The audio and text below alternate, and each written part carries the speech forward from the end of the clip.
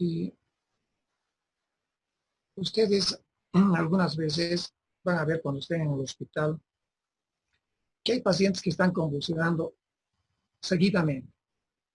Una convulsión detrás de otra convulsión, es decir, no paran las convulsiones. Y cuando las convulsiones son reiterativas, a esto se conoce con el nombre de estado convulsivo o estatus epiléptico, que es lo mismo. Estatus epiléptico o estado epiléptico, si quieren ustedes, que es lo mismo que estado convulsivo. Distintos nombres. El estado epiléptico o estado convulsivo es una emergencia neurológica, que idealmente debe ser tratada en una unidad de terapia intensiva. ¿Qué vamos a hacer cuando un paciente está frente a un estado epiléptico o estado convulsivo llamado? Primero daremos el concepto. Se llama estado epiléptico o convulsivo cuando las convulsiones son reiterativas, son repetitivas, si quieren. Y entre ellas no hay recuperación de conciencia. Convulsiona, no recupera la conciencia, sigue convulsionando. Una convulsión seguida de otra convulsión sin recuperación de conciencia entre ellas. Eso es estado convulsivo. Otro concepto que también implica estado epiléptico o estado convulsivo es cuando las convulsiones duran más allá de los 5 minutos. 5 minutos. Antes, en teoría, se decía más de 30 minutos. Hoy en día manejamos 5 minutos. Si es más de 5 minutos, eso ya es una emergencia. Eso ya es un estado convulsivo y debe ser tratado como un estado convulsivo. El estado convulsivo, jóvenes, ustedes lo van a tratar, ya sea en el hospital de la ciudad, ya sea en el campo. Y tienen que saber tratar, jóvenes. Sí es sencillito tratar.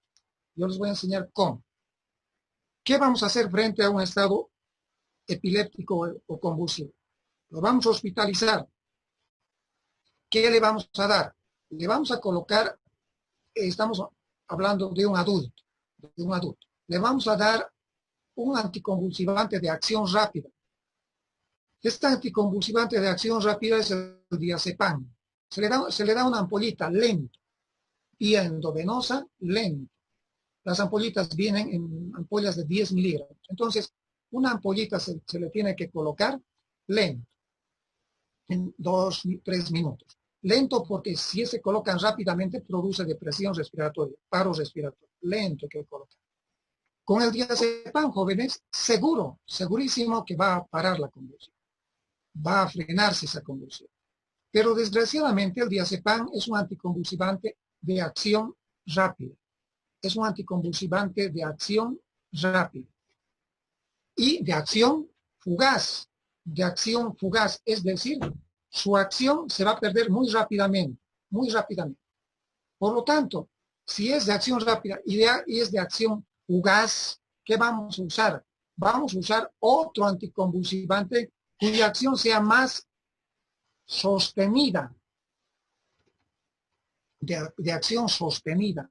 ¿Y qué anticonvulsivante vamos a utilizar? La fenitoína sódica.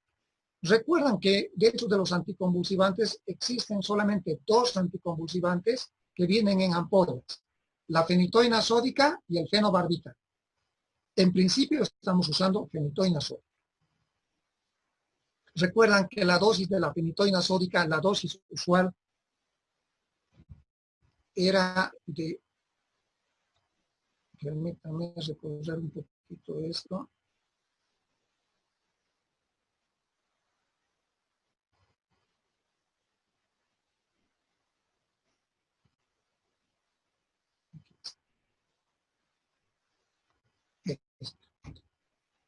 Estas dosis de estos anticonvulsivantes les había dado diciéndole que eran dosis usuales, dosis diarias, dosis usuales, dosis de mantenimiento. ¿Ya? Esta es la dosis que damos todos los días.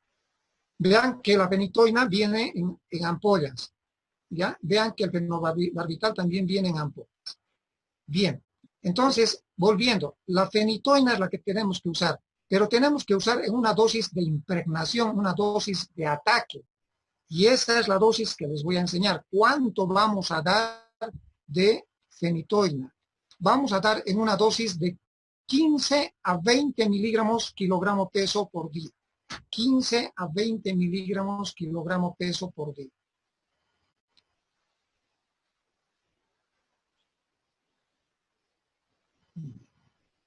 $15 a $20 miligramos kilogramo peso por día. Hagamos un cálculo. Si el paciente pesa en promedio 70 kilos, demos la dosis máxima. No se olviden que es una emergencia. 20 miligramos por 70 kilos que pesa, por ejemplo, una persona, ¿cuánto le daremos? 20 por 70 son 1.400. Correcto, 1.400 miligramos. 1.400 miligramos. Recuerden que la fenitoína sódica en la mayoría de las farmacias viene de 250 miligramos. También viene de 100 miligramos, pero en la mayoría de las farmacias viene de 250 miligramos. 5 ml con 250 miligramos. Pues bien, estos 1.400 miligramos, 20 por 70 kilos del paciente, ¿en cuántas ampollas vamos a disponer? ¿Cuántas ampollas vamos a utilizar? 6 de 250. Correcto. 250 es igual a una ampolla. 6 ampollas son a 1.500. ¿Están de acuerdo o no? 250, una. 500, dos. 1.004 y 1.500, 6 ampollas. Correcto. 6 ampollas vamos a utilizar. 6 ampollas. Y estas 1.500, estamos haciendo un cálculo aproximado. Nos estamos pasando de 100 miligramos. Hemos dicho 20 por 70, 1.400. Nos estamos pasando 100 miligramos, no importa. Estamos frente a una emergencia. Entonces vamos a dar 6 ampollas, 6 ampollas por 250 miligramos son los 1.500 miligramos, cerca a los 1.400. Estas 6 ampollas, jóvenes, tenemos que diluir en solución fisiológica. Nunca se diluye en solución glucosa, porque la glucosa precipita a la fenitoína. ¿Ya? Nunca se debe dar en solución glucosa. Se da en solución fisiológica. Esas 6 ampollitas en la práctica lo que hacen es diluirla con 150 a 200 cc de solución fisiológica. 150 a 200 cc de solución fisiológica. Le colocamos las 6 ampollitas. Bien, y estas ampollitas, estos 200 cc que tiene el suero, a la cual le vamos a añadir las 6 ampollas, tiene que entrar en una velocidad lenta, que dice 50 miligramos por minuto. Hagan el cálculo, cuánto más o menos de tiempo se necesita. Si 50 miligramos entra en un minuto, ¿ya? 1.500 en qué tiempo entrará. Decimos 100 miligramos va a entrar en 2 minutos. 100 miligramos, ¿están de acuerdo o no? 100 miligramos en 2 minutos. 1.000 miligramos, ¿en cuánto va a entrar?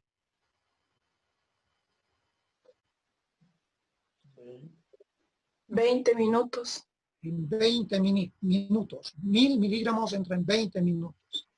¿Y 1.500 miligramos en cuánto va a entrar? 30 minutos. 30 minutos. Entonces, jóvenes, no es exacto, no es exacto el cálculo de la velocidad de infusión, pero más o menos eso es lo que hacemos. Entonces, diluimos las 6 ampollitas y le decimos a la enfermera, mezcla con 200 cc de solución fisiológica y todo esto que pase en media hora. En media hora. Y la enfermera coloca el suerito los 200 cc dentro del cual están las 6 ampollitas y eso pasa en 30 minutos. Pasar en 30 minutos nosotros colocamos en las indicaciones. ¿Por qué tiene que ser esa velocidad lenta? ¿Por qué? Porque la fenitoína sódica frecuentemente produce, miren, arritmias cardíacas, bradicardias, hipotensiones arteriales. Entonces, si el paciente está presentando arritmias cardíacas, suspendemos. Momentáneamente suspendemos. Porque puede producirse un paro cardíaco. Suspendemos temporalmente. Si es una hipotensión, bajamos, disminuimos el goteo. ¿Ya? Ya sea frente a la arritmia o la hipotensión, recuerden que tenemos que disminuir el goteo o suspenderlo temporalmente. Por eso, jóvenes, es que la fenitoína sódica, cuando se da esa dosis de ataque, miren, es una dosis de ataque terrible, 15 a 20, 20 es lo que generalmente damos. Lo hacemos lentito. Bien, entonces, en un estado epiléptico, colocamos en principio diazepam. Y con el diazepam, repito, la convulsión va a frenarse. Una ampollita de 10 miligramos en vena letra. Pero recuerden que el diazepam es de acción rápida. Se va a metabolizar rápidamente. Por lo tanto, necesitamos de la acción de otro anticonvulsivante de acción sostenida, la fenitoína sódica. ¿Ya? Y ya saben la dosis. Esto es lo que tienen que aprender. La dosis y los dos medicamentos. Eso. No se olviden. Si falla el paciente, a pesar de esta medicación, algunas veces el paciente pues sigue convulsionando, ¿qué vamos a hacer? Lo que nosotros vamos a hacer es repetir, eso es lo que hacemos en la práctica, repetir nuevamente una dosis de carga de fenitoína. Le hacemos otra carga, lo mismo. Doctor, nos dice la enfermera, sigue convulsionando, ya le he dado diazepam, fenitoína que usted ha indicado, pero sigue convulsionando. Hacerle nuevamente otra carga de fenitoína sódica, 20 miligramos kilogramo peso. De la misma manera, pasarle en media hora. Y dice la enfermera, doctor, sigue convulsionando, no responde. Cuando no responde a la segunda carga de fenitoína y diazepam, de hecho le van a volver a colocar diazepam también, diazepam más fenitoína. Cuando no responde a una segunda carga de diazepam y fenitoína, la otra alternativa es utilizar en este caso fenobarbital.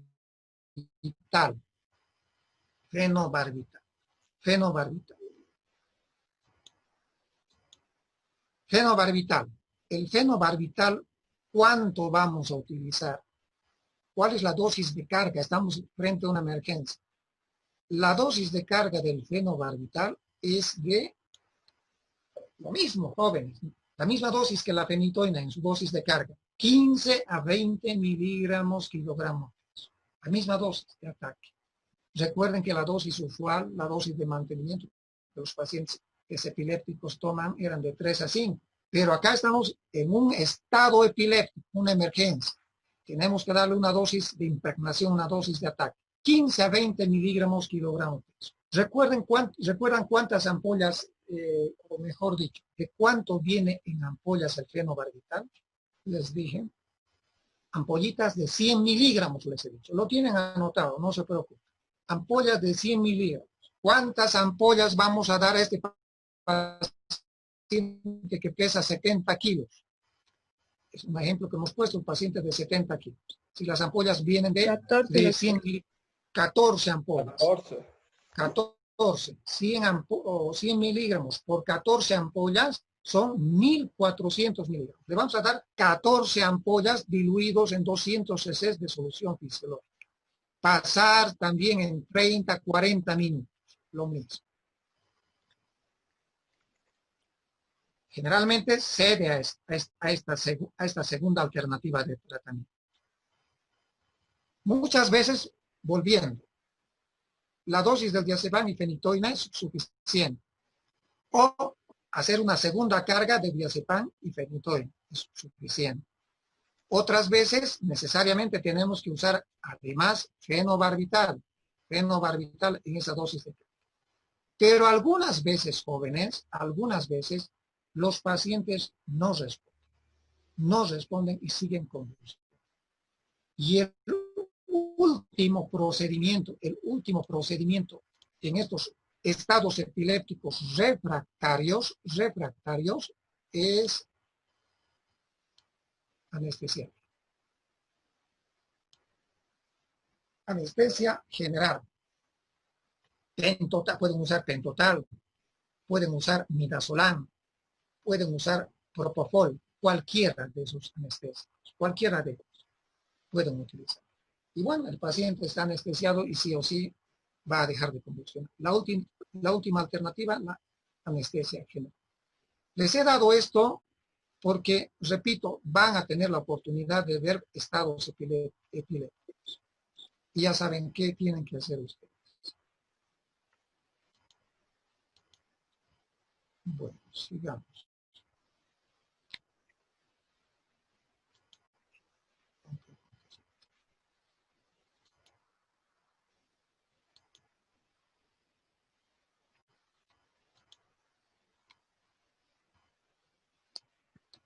Eh, dice, bien.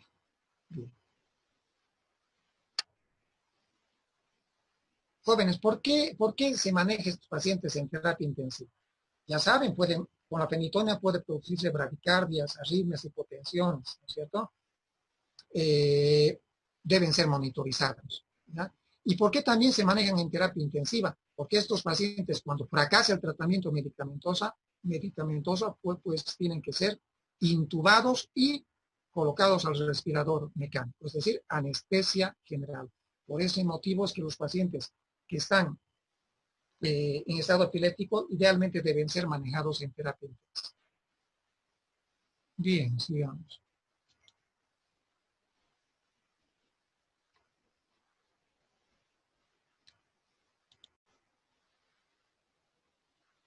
Eh,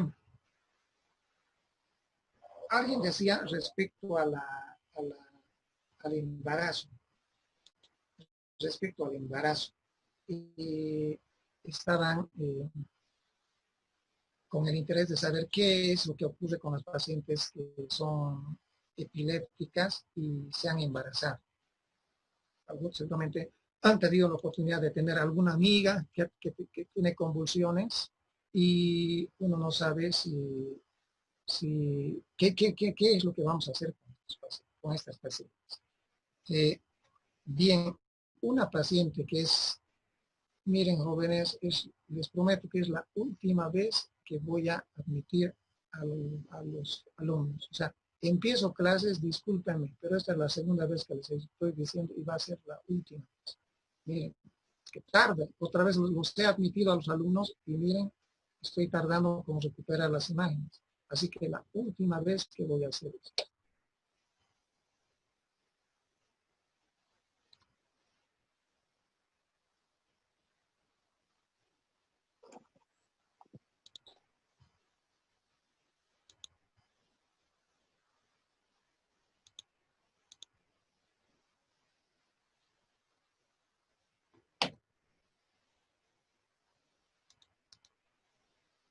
Esperemos un poquito hasta que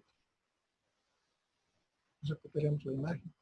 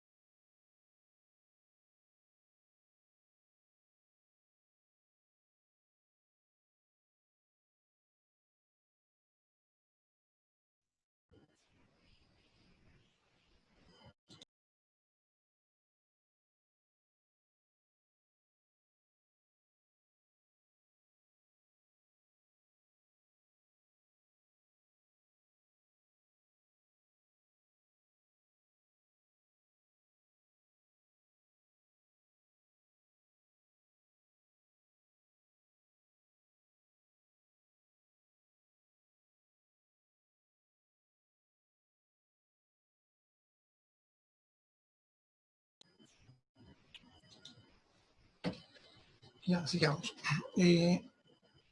Quiero decirles que cuando una paciente tiene convulsiones, es epiléptica y se ha embarazado, no hay que suspender la lactancia. Muy poca cantidad, escasa cantidad de anticonvulsivantes pasa por la leche materna, muy poco. Por lo tanto, la lactancia no está contraindicada en las madres epilépticas. ¿Qué pueden tomar anticonceptivos? Sí pueden tomar, no, porque los anticonceptivos no producen crisis convulsivas. Este detalle es importante. Las mamás que se han embarazado van a la consulta y nos dicen, doctor, yo tengo epilepsia y tengo miedo, doctor, que mi niño tenga malformaciones congénitas. Ese es el gran temor de las mamás que tienen convulsiones. Miren, nosotros lo que hacemos es decirles, señora, muy poco es poca es la probabilidad que usted vaya a tener niños con malformaciones. Poca, miren, 4 a 5%. Normalmente, en condiciones o donde una embarazada que no es epiléptica, una embarazada normal, ¿qué porcentaje de malformación congénita presenta? Una embarazada normal, que no tiene convulsiones. 2 a 3%. 2 a 3%. Y las epilépticas aumentan, pero escasamente, 4 a 5%. Por eso a las mamás que son epilépticas les digo, muy poco, señora, es el riesgo que usted vaya a tener niños mal formados. 4 a 5. Recuerden que la población normal es 2 a 3. Poco aumenta. ¿Qué medicamentos? Ninguno de los medicamentos, ni siquiera estos que vamos a ver enseguida. Ninguno de los anticonvulsivantes está libre de ser teratogénico. Todos son en porcentajes en más, menos, son teratogénicos. Ninguno está libre de teratogenicidad. Al respecto, uno de los más teratogénicos es el ácido valproico, el valpaquino, uno de los más teratogénicos. Produce disrafias espinales, mielomeningoceles, meningoceles, espinas bífidas. Eso es lo que produce el ácido valproico. Por lo tanto, ideal es que una embarazada no esté tomando ácido valproico. Los otros anticonvulsivantes, la fenitoína sódica, el fenobarbital, también producen malformaciones congénitas. Malformaciones congénitas cardíacas, labios leporinos.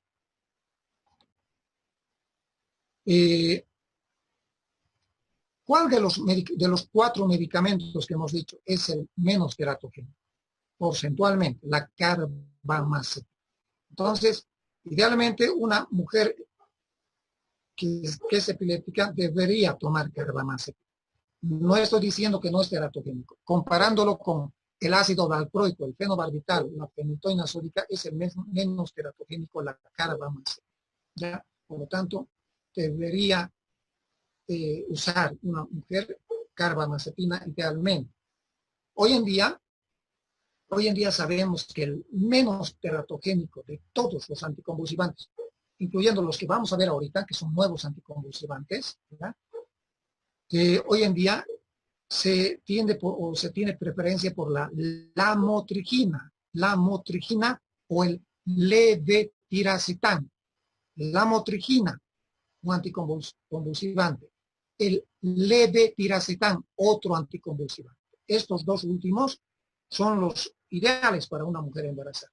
El gran problema es el factor económico. La carbamazepina es más barato en relación a la lamotrigina y al levetiracetam. Bien, entonces una mujer joven que se va a embarazar, que va a planificar su embarazo, lo ideal es dar cualquiera de estos 3, o carbamazepina, o lamotrigina, o levetiracetam. ¿Ya? Cualquiera, lo ideal.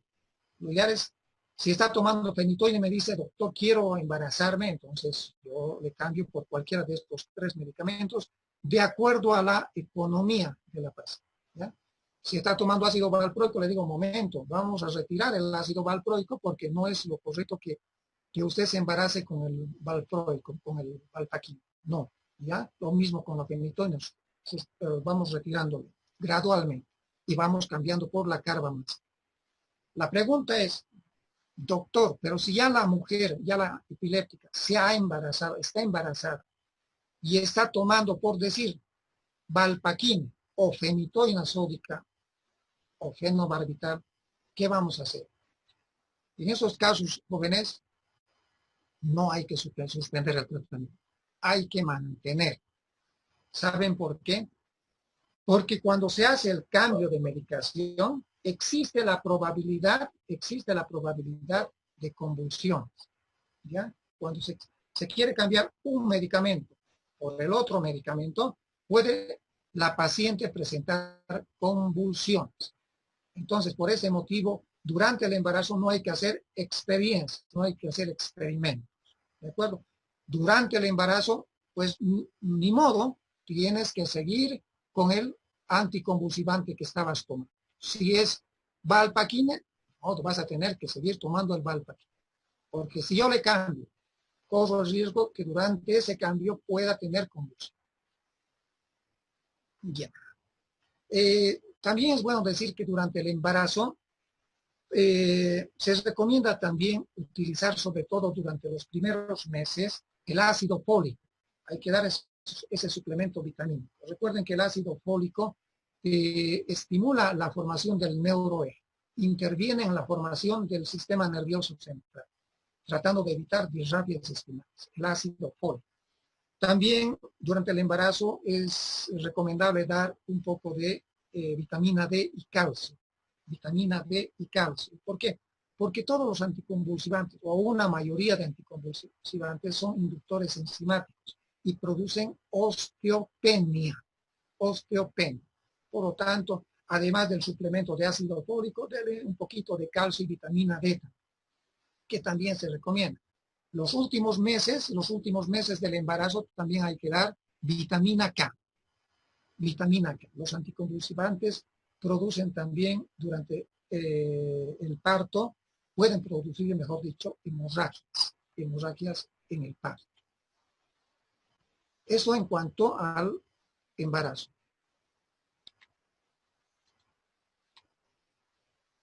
Bueno, fenitoína sódica, fenobarbital, carbamazepina, ácido valproico, son medicamentos de primera generación. Ya llevamos como, ¿cuántos? Unos 30, 40 años utilizándolos, 30, 40 años. Y hasta el día de hoy seguimos usando esos 4 medicamentos. Ya desde hace unos años han salido medicamentos de segunda, tercera y recientemente de cuarta generación, que son los medicamentos que yo les voy a enseñar. ¿Cuáles son de segunda generación? La fosfenitoína sódica, el vigabatrin, el felbamate, la gabapentina, la oxcarbazepina, una molécula mejorada en relación a la carbamazepina. Esto es lo que les decía hace ratito. La lamotrigina, la que es ideal dar durante el embarazo. Y que sin duda, jóvenes, el levetiracetam, a nivel mundial, hoy en día, el levetiracetam es el anticonvulsivante. A nivel mundial estamos hablando, que más lo estamos utilizando. El levetiracetam. ¿Ya? Ese es el medicamento que más lo estamos utilizando a nivel mundial. El único problemita es que es un poquito caro, pero cada vez está bajando los precios. Una tabletita en promedio cuesta entre 15 a 20 bolivianos. Y un paciente en forma global necesita 2 tabletas, 2 a 3 tabletas. Comprenderán que va a necesitar por día 40 a 60 bolivianos. Pero es el mejor anticonvulsivante. ¿Por qué es el mejor anticonvulsivante? Porque es eficaz y porque tiene escasos efectos secundarios. Casi nada de efectos secundarios. Muy poco efecto secundario. Muy poco efecto secundario del levetiracetam. ¿Recuerdan los anticonvulsivantes de primera generación? Tienen muchos efectos secundarios. Muchos. ¿Recuerdan la fenitoína sódica, el hirsutismo, una hiperplasia gingival, la carbamazepina, anemia plástica, el fenobarbital, recuerdan, les dije también que producía confusión en los adultos, hiperactividad en los niños, el ácido valproico, insuficiencia, disfunción hepática, ¿recuerdan? En cambio, esos eran los de primera generación. En cambio, el levetiracetam, jóvenes, no tiene sus efectos secundarios. Por eso es que este medicamento a nivel mundial es el que estamos utilizando, el levetiracetam, tabletitas de 500 y 1000 miligramos. No es mi intención darles la dosis. Sí. Anticonvulsivantes de tercera generación. Dentro de estos, a ver, ¿cuáles es lo que utilizamos? La lacosamida utilizamos. La lacosamida. La lacosamida es ideal para los simples como para las parciales complejas. La lacosamida. La eslicarbazepina, una molécula mejorada, mejor que la carbamazepina, mejor que la oxcarbazepina. ¿Ya?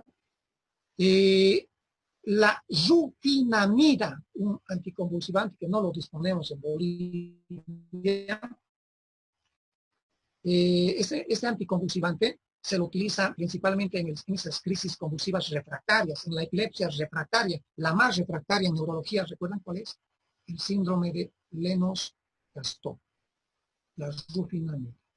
Finalmente, el estiripentol. El estiripentol es un anticonvulsivante que se lo utiliza principalmente en el síndrome de Dravet. Dravet. El síndrome de Dravet.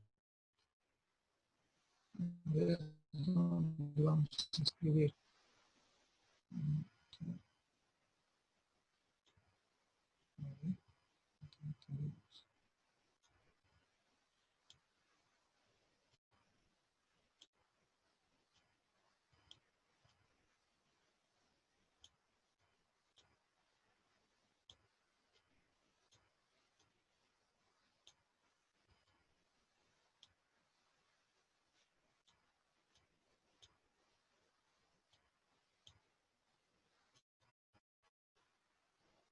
Más o menos. Dravet, es el síndrome de Dravet, ¿ya? Este síndrome de Dravet, ¿qué es?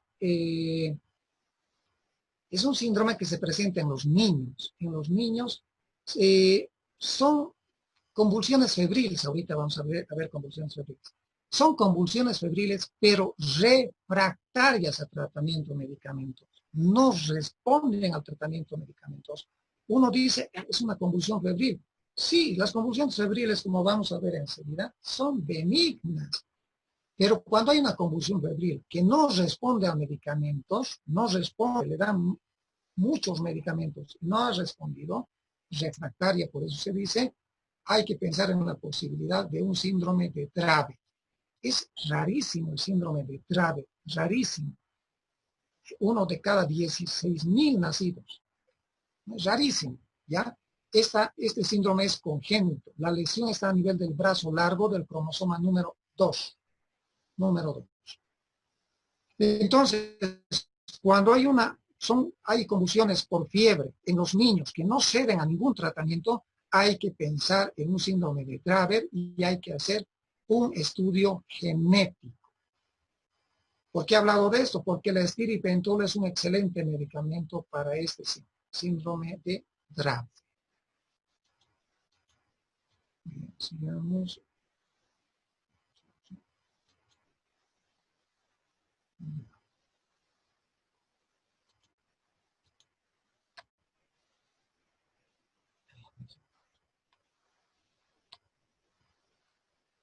Estos son los anticonvulsivantes de cuarta generación.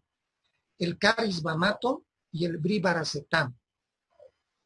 No tenemos ninguna experiencia con estos medicamentos. Medicamentos todavía están en fase de prueba en el exterior. El carisbamato y el brivaracetam, de cuarta generación.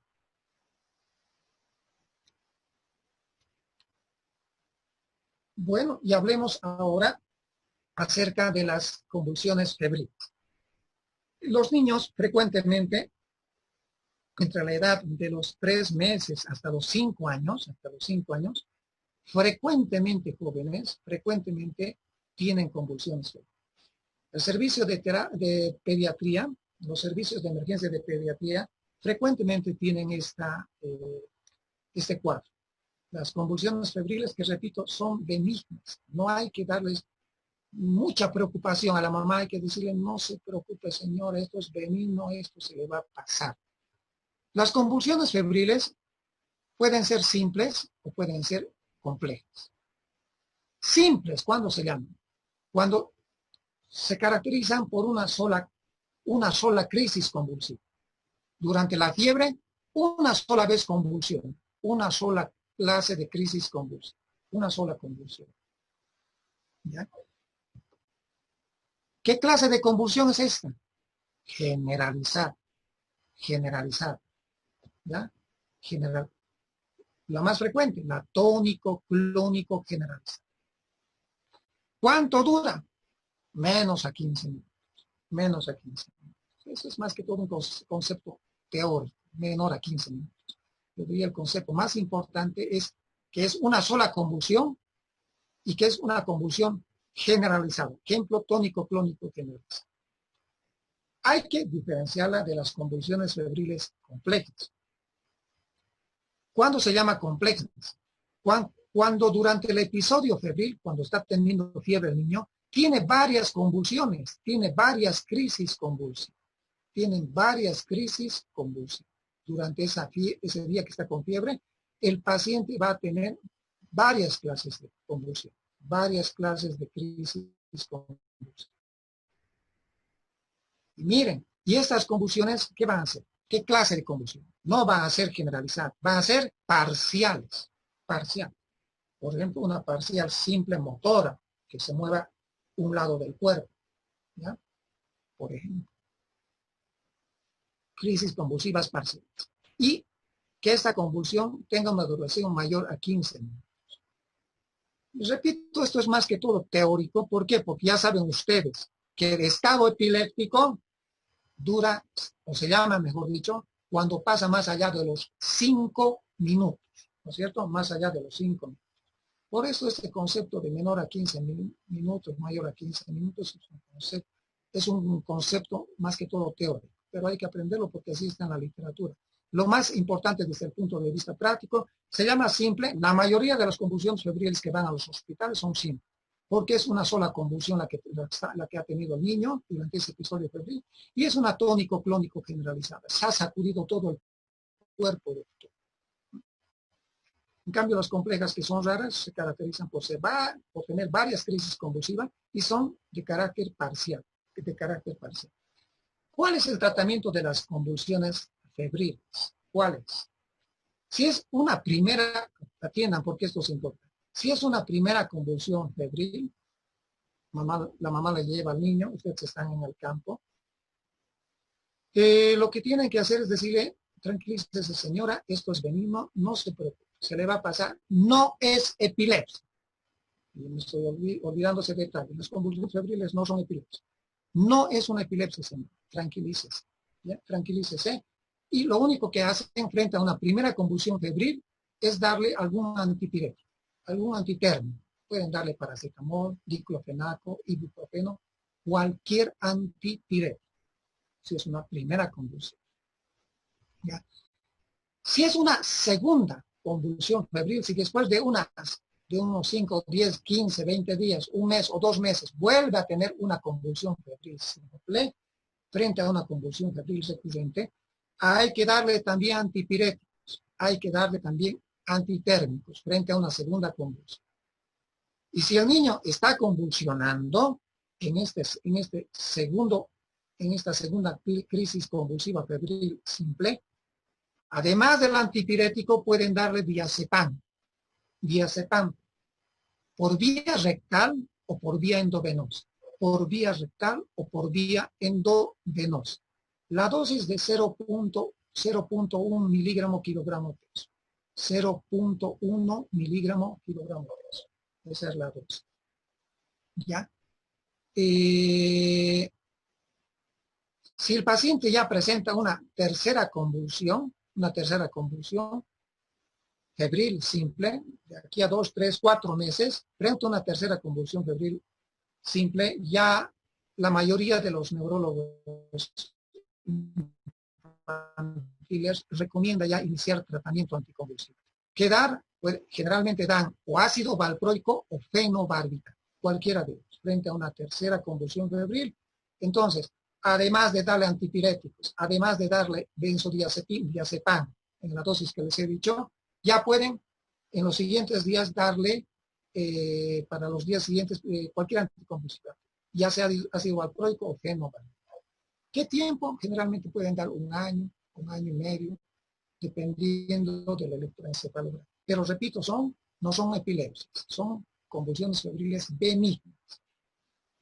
Si es una convulsión compleja, una convulsión febril compleja, mejor le haremos nomás un estudio de imagen, una tomografía o una resonancia, porque si es parcial, nos debe llamar la atención, ¿no? Si es, por ejemplo, una convulsión parcial que el hemicuerpo del lado izquierdo se esté moviendo, una convulsión parcial motora, tenemos que decir, ¿no será que tiene algo en la circunvolución frontal ascendente? Ya, por ejemplo. Entonces, frente a convulsiones parciales complejas, primero hay que hacerle un estudio de tomografía o resonancia magnética, ¿ya? Y también en las convulsiones febriles complejas, por más que sea una primera, empiecen a hacer el tratamiento anticonvulsivo. Se hace tratamiento anticonvulsivo.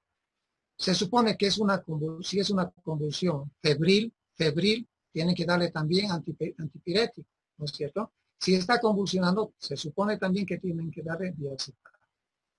Y tienen que darle, sí, aquí, aunque sea una primera convulsión febril compleja, anticonvulsiva. Repito, en las convulsiones febriles simples, frente a un primer episodio, solamente antipiréticos, paracetamol. Si es una segunda convulsión febril, dar antipiréticos, paracetamol más benzodiazepina, vía rectal, diazepam, vía rectal o vía endovenosa. Si es una tercera convulsión febril simple, pues ¿qué hay que dar? Si el paciente viene, ya son 3 veces que está convulsionando, está con fiebre, ¿qué vamos a hacer? Darle antipiréticos. Si está convulsionando, darle también diazepam. Y si es una tercera convulsión, ya dar, que se decía, anticonvulsivo. En cambio, en una parcial compleja, de entrada hay que darle antipiréticos. Hay que darle, ¿qué? Diazepam. Si está convulsionando, hay que darle diazepam. Ya saben la dosis, ¿ya? Y también de entrada hay que empezar a dar anticonvulsiva. De entrada, no hay que esperar que sea una segunda crisis parcial compleja, una tercera crisis parcial o una tercera crisis febril compleja. No, en la primera hay que empezar a hacer tratamiento con antipiréticos, con diazepam y también con anticonvulsivos. Pero en general, jóvenes, las convulsiones febriles que llegan a los hospitales son simples. Por lo tanto, hay que tranquilizar a la mamá y hay que decirle, su niño tiene una convulsión por fiebrecita. Señora, no se preocupe, es muy frecuente esto. No es epilepsia, doctor, no es epilepsia. Vamos a hacer un tratamiento, no se preocupe. Y en el peor de los casos ya les enseño. Si acaso estamos frente a una tercera convulsión febril simple, vamos a darle anticonvulsivante durante unos 6 meses, un año. Y tiene buen pronóstico. Pero si se hace tratamiento, si no se hace tratamiento, pues puede generar una epilepsia, si no se hace tratamiento. Ahora, ¿por qué es importante la distinción entre simple y compleja? La simple con tratamiento no pasa nada, ¿ya? No produce epilepsia. En cambio, la crisis parcial, la crisis febril compleja, las crisis febriles complejas, pueden producir epilepsia. Es bajo el porcentaje, pero pueden producir epilepsia. 2 a 5%. 2 a 5%. Entonces, estas son las que hay que tomar en cuenta porque pueden desencadenarnos epilepsia. Entonces, hay que tratarlas, hay que tomarlas, y a la madre hay que decir que tome responsabilidad, porque cuando no se hace tratamiento, puede desencadenar en un 2 a 5%, les decía, epilepsia. Y finalmente, jóvenes, con esto vamos a terminar. algunas veces los pacientes que se golpean la cabeza han tenido convulsiones y, la preocupación del propio paciente o de la familia, del entorno, es que ese traumatismo de cráneo no le produzca epilepsia. Es una gran preocupación de un paciente que ha sufrido golpes en la cabeza y que ha convulsionado. Su preocupación es cuando presenta una convulsión, dice: doctor, no voy a hacer epilepsia. Entonces, a estos pacientes, ¿qué les decimos? Primero hacemos esta explicación. Las crisis convulsivas en el traumatismo del cráneo pueden presentarse inmediatamente en la primera hora. Inmediatamente quiere decir en la primera hora. ¿Ya? Las crisis convulsivas en un paciente tequiado se pueden presentar precozmente. ¿Cuándo se llaman precozmente? Cuando se presentan entre la segunda hora y el séptimo día del traumatismo encefalocraneal. Entre la segunda hora y el séptimo día de haber presentado un golpe, de haber presentado un TEC. Y se llama crisis convulsivas tardías cuando esas convulsiones se presentan más allá de los 7 días de haberse golpeado la cabeza la persona, de haber presentado un TEC, más allá de los 7 días. De esas 3 jóvenes, ¿cuáles son las que pueden producir epilepsia? Les he dicho que una convulsión no es sinónimo de epilepsia. 2 o más ya son sinónimos de epilepsia. ¿Cuál de estas 3 puede producirnos epilepsia? Las precoces. Aquellas convulsiones que se presentan entre la segunda hora y el séptimo. Por eso, jóvenes, a la mayoría de los pacientes en neurocirugía que sufren TEC, sobre todo a los que se operan o que tienen lesiones hemorrágicas o edema cerebral, nosotros, en forma profiláctica, durante los primeros 7 días les damos anticonvulsivantes. ¿Con la finalidad de qué? De evitar epilepsia. Ese es el mensaje que yo he querido transmitirles el día de hoy. Quiero decirles que a lo largo de estas 3 clases, ustedes, ¿qué han visto de epilepsia? Primero, el concepto.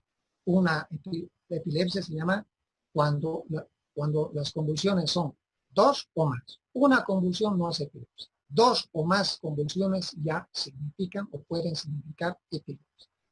Les he enseñado las clases de crisis convulsiva o crisis epiléptica. Les he dicho, se clasifican principalmente en 2 grupos: las generalizadas y las parciales. ¿No es cierto? Los 2 grupos, generalizadas y parciales.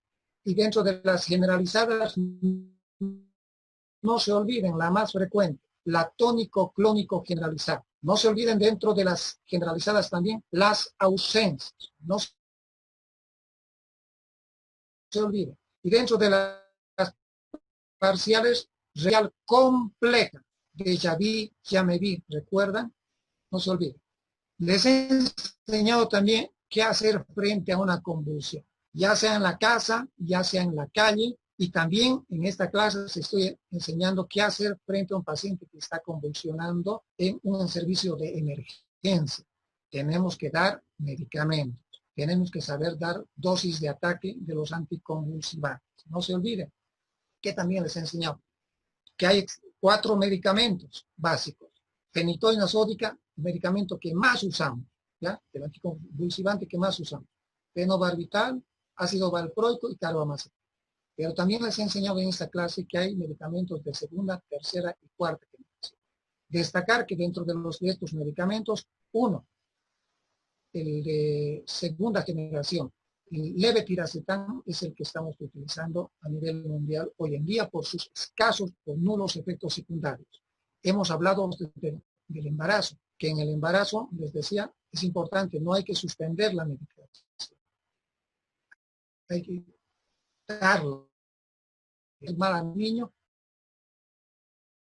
y suspender al hospital con un estado convulsivo, con un estado epiléptico. la causa más frecuente de estado epiléptico, escuchen esto, la causa más frecuente de estado epiléptico es la suspensión del tratamiento.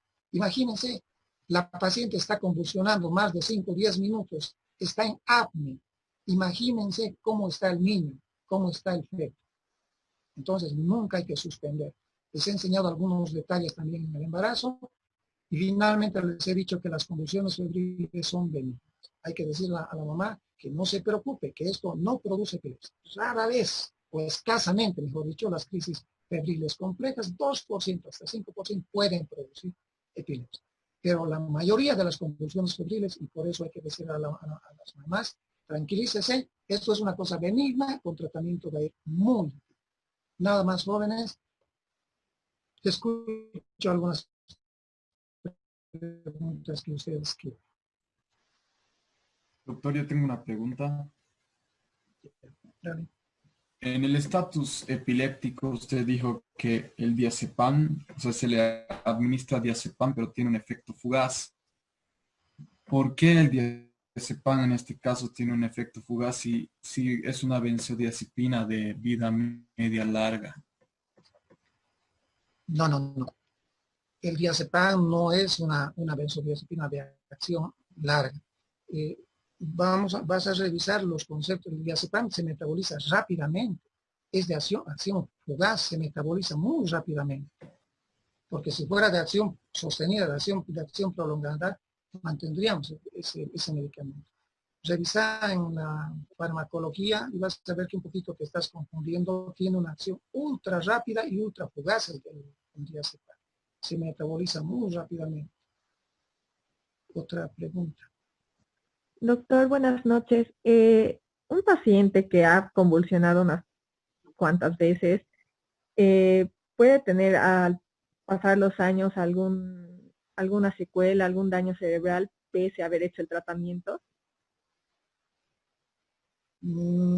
Claro, lo que pasa es que cuando un paciente convulsiona, yo les decía, presenta hipoxia, está en apnea.